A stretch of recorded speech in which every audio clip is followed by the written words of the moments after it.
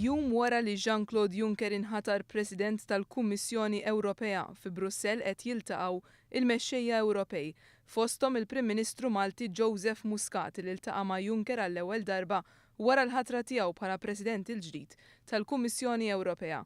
Ma' Juncker il-Prim Ministru ddiskuta r-rwol tal-Kummissarju Malti Carmen Uvella. Fil-każ ta' Juncker tkellimna dwar il-tip ta' responsabilità li għandu jkollu il-Kummissarju Malti Carmen Uvella fejn fil-Kummissjoni l-ġdida qegħdin naraw portfolio illi jagħmel sens għal Malta fil-kuntest Malti u li jista' permezz tiegħu jagħti kontribut ukoll fuq livell Ewropew.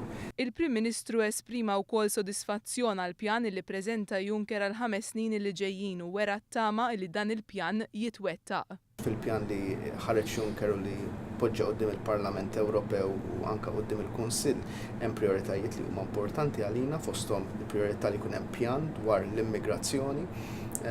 Issa ovvjament il-kwestjoni hija l-implementazzjoni tiegħu u hemmhekk iridu nħarsu l quddiem li jkun hemm implementazzjoni vera ta' dak li kien jintqal. L-erba' l-Prim Ministru ltaqa' wkoll mal-President tal-Parlament Ewropew Martin Schulz. Ma' Schulz huwa ddiskuta l-aġenda politika tal-Parlament Ewropew għas-snin li ġejjin.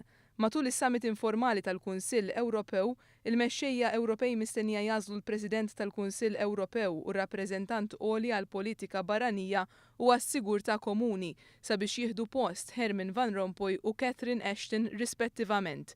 Id-diskussjonijiet mistennija jieħdu fit-tul għaliex ma jidhirx li hemm kandidati favoriti għal dawn iż-żewġ pożizzjonijiet.